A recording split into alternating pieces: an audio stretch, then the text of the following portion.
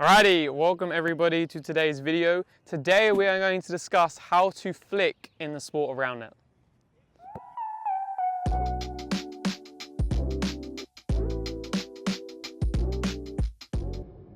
First things first, what is a flick in Roundnet?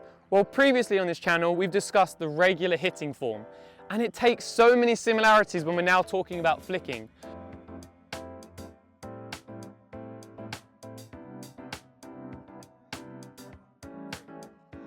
But a flick is often used when we are trying to use the range in Roundnet, i.e. squares, to get all those options available to us, but not really the projection. So this is a real great benefit if we're now trying to reach over the net and use all those squares and all the range that we get given to us by a particular set. If we're looking now to hit projection, it's not as often used, and that is why the regular hitting form is the most common and often used in Roundnet, because it can do both.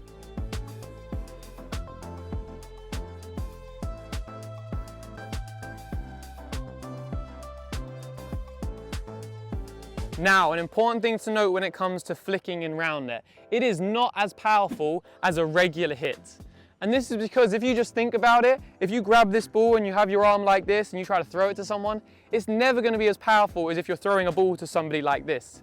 And it's because when you're here, you're now using your shoulder, elbow, forearm and wrist. If you're now here, the only thing you can now use is slightly your elbow, your forearm and your wrist.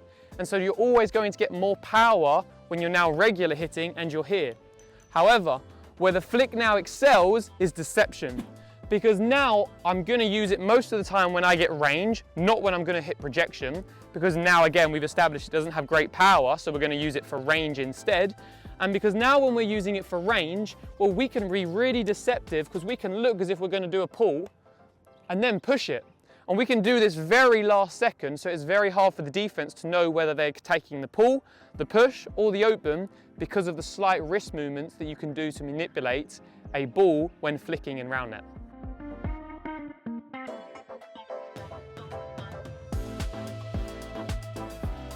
Another area where the flick excels is reach over the net, because it gives us a greater reach over the net and demands less footwork for us. Because if we're here and we're now going to perform a hit, well, I could, if I want to, lean and try and touch that ball and do a cross step, as we've talked about before on this channel. Or I can now, in the exact same position, I can get a closer reach, which is demanding less footwork through a flick. So now I don't need as high level footwork, because I can just choose to flick it instead. So it's really important to note, especially when you see sets that are landing bullseye, because a flick gives us more reach, because again, I can always flick and reach closer with my inside hand than my outside hand, it now means it demands less footwork for us when we're performing a hit in Roundnet. Especially when the set is bullseye and dead center, we don't really have great projection options, but we do have fantastic range options. And that's again why we see so often top players, and many players in general, opt for a flick when that ball is set dead center and bullseye, versus performing a regular hit with a cross step or a shuffle step. So now we know what a flick is and the pros and cons behind it, let's talk about the form needed to perform a flick in Roundnet. Now, many similarities and parallels are going to be drawn from the video of how to hit, because it's almost the exact same form with just a couple of tweaks. Now, we come to the net, feet shoulder width apart, knees slightly bent, bum engaged, back is straight, our arm comes down. But the only difference now for a flick is instead of coming out here and building our 90-degree angle, we're now bringing it here. Our forearm is coming in instead of elbow up and out. So now, as we're now building this and bringing our forearm in, everything is the same. The hand contact on the ball is the same. The follow through is the exact same.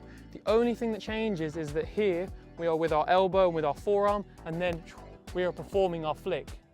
So it's really important to note, and it's really important to have good shoulder mobility, so that now we can perform either a push, an open, or a flick. But from a form perspective, nothing changes other than, instead of here, we're now here.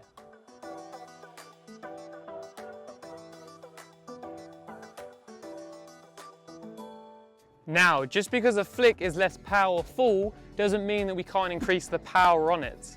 And to increase the power on it, it determines by how quickly and by how forcefully we can now move our hand and forearm towards the ball and snap our wrist. Because we could just get a lot of speed if we just snap our wrist and we're here and just snap. However, if we want to get even more power, can we then bring our forearm down quickly and snap our wrist? That way we can get now a lot more power, again, without having to generate too much power if our hand contact is good, and we can still get those rotations on the ball to help keep it low and increase the speed without having to break our form to try and get power from other places. Alrighty, that is all for today's video. I hope you enjoyed it. If you did, feel free to leave a like and subscribe, and I will see you guys in the next video.